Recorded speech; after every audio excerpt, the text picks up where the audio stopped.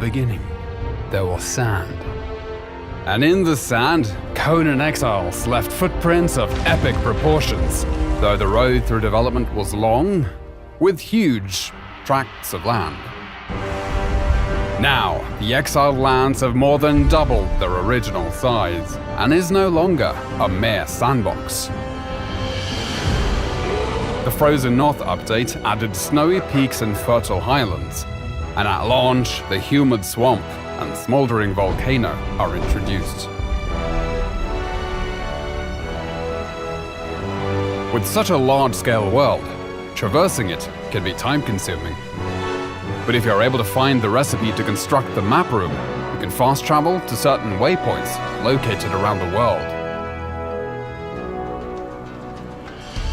Perhaps you'll visit Sepemeru, the relic hunter city to the west, which is now a mostly harmless trading hub where players can come to barter, or perhaps strike up a conversation with the locals over a pina colada.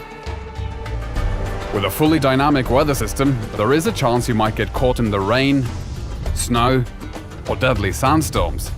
But if you have half a brain, you'll avoid frostbite or sunstroke by dressing appropriately for your surroundings. The world is filled with dangerous monsters and other humans, as well as challenging world bosses and deadly dungeons.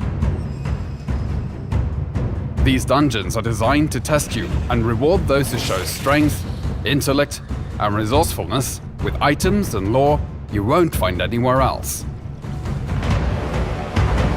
Combat in Conan Exiles has gone from simple strikes to a grand set of combos with light and heavy attacks and unique moves for each weapon type. And with improvements to artificial intelligence, mastering your moveset and stamina is critical. These improvements also apply to the thralls you capture, making them highly effective guards for your base. Milestone bonuses have been added to perks and attributes, and players can buff their stats with war paints, potions, and armor modifications. There are now hundreds of weapons and armor pieces in the game, which are customizable through color dyes and modification kits. And there are hundreds of building blocks in different tiers and styles for you to enjoy, including crafting and cooking stations, grow beds, and decorative items for the castle of your dreams and your enemy's nightmares.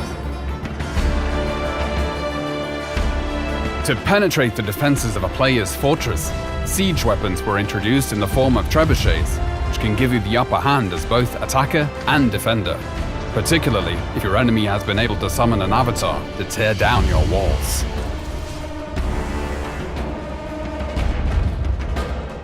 With the ability for players to climb any structure or cliff face in the game, necessary defenses like siege cauldrons and crenellated walls were added.